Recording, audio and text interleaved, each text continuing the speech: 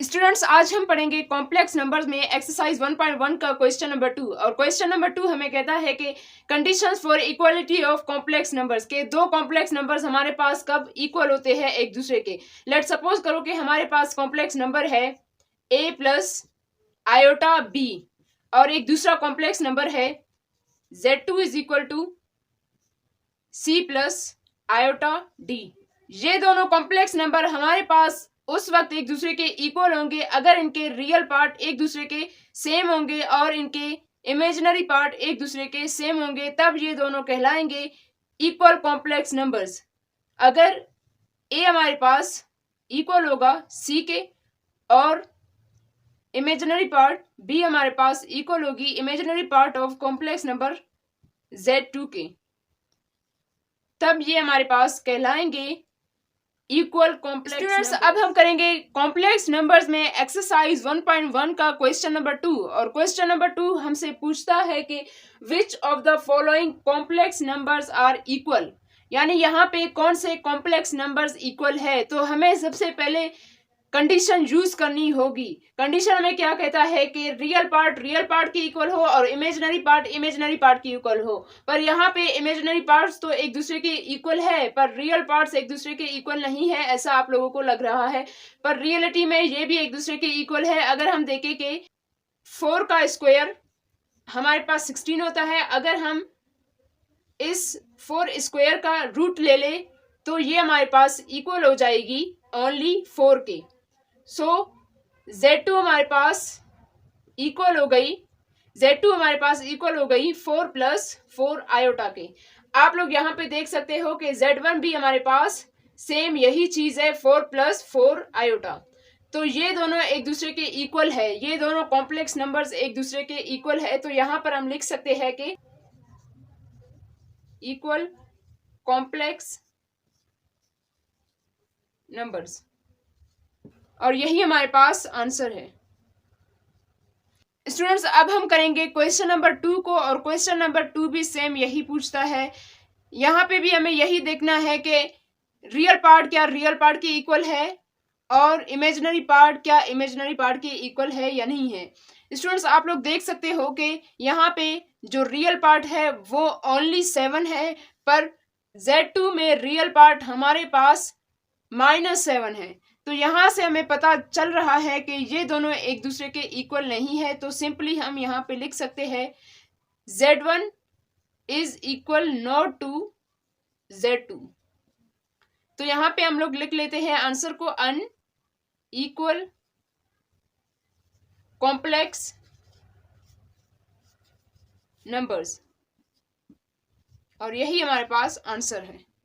तो स्टूडेंट्स, अब हम करेंगे क्वेश्चन नंबर 3 को। क्वेश्चन नंबर 3 हमारे पास है Z1 is equal to 15 plus root -9 और Z2 is equal to 15 plus 3 iota. यहाँ पे रियल पार्ट्स एक दूसरे के इक्वल है पर ये इमेजिनरी पार्ट्स एक दूसरे के इक्वल नहीं है। अगर हम -9 को जरा गौर से देखें और इसको एक्सपांड कर दे तो ये हमारे पास इक्वल हो जाएगी अगर हम 9 को मल्टीप्लाई करें -1 से और इनको अलहदा लेके -9 को रूट के साथ अलहदा लेके और -1 को रूट के साथ अलहदा लेके। स्टूडेंट्स, यहाँ पे आप लोगों को कोई चीज याद आ रही है कि ये जो रूट -1 है ये इक्वल है आयोटा की। तो यहाँ पर हम सिंपली आयोटा की वैल्यू को पुट कर लेंगे। √9 को अगर हम इस तरह करेंगे 3 का स्क्वायर ले ले और उसका रूट ले ले, 3 का स्क्वायर रूट को काट देगा तो हमारे पास सिंपली ये इक्वल हो जाएगी 3 आयोटा के, और प्लस 15 प्लस 3 आयोटा ये हमारे पास, और प्लस 15 हमारे पास एज इट इज आ जाएगी। तो स्टूडेंट्स, आप लोग देख सकते हो कि Z1 हमारे पास इक्वल है 15 प्लस 3 आयोटा के और Z2 हमारे पास इक्वल है 15 प्लस 3 आयोटा के। तो ये दोनों एक दूसरे के इक्वलेंट है। सो हम लोग लिख सकते हैं Z1 is equal to Z2। इसका आंसर हम यू लिख सकते हैं कि इक्वल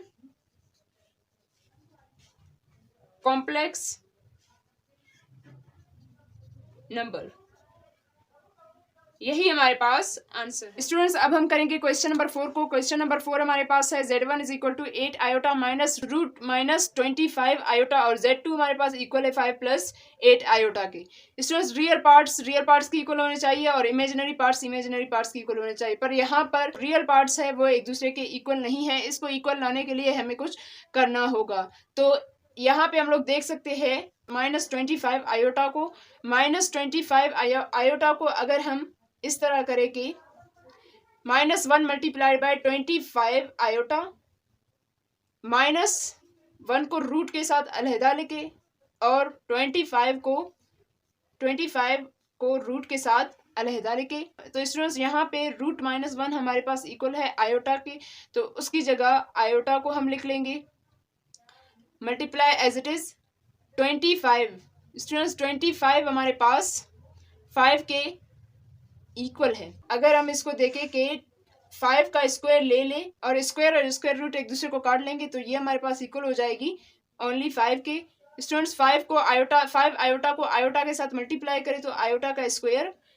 स्टूडेंट्स आप लोगों को याद आ रहा है कि आयोटा स्क्वायर हमारे पास इक्वल है -1 के, तो यहाँ पे आयोटा स्क्वायर की जगह हम उसके वैल्यू को पुट कर लेंगे -1 को। स्टूडेंट्स -1 को अगर हम 5 के साथ मल्टीप्लाई करें तो ये हमारे पास इक्वल हो जाएगी -5 के, माइनस एज इट इज और 8 आयोटा एज इट इज नीचे आ जाएंगे। Z1 is equal to, students minus को माइनस से मल्टीप्लाई करें तो +5 आ जाएगी और 8 iota. Z1 is equal to, तो स्टूडेंट्स इसको हम इस तरह भी लिख सकते हैं कि Z1 is equal to 5 + 8 iota.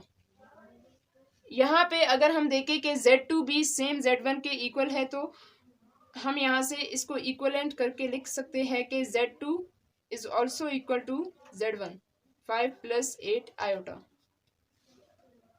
So Z1 is equal to Z2। यहाँ पे हम इसकी आंसर लिख सकते हैं इक्वल कॉम्प्लेक्स नंबर्स आंसर।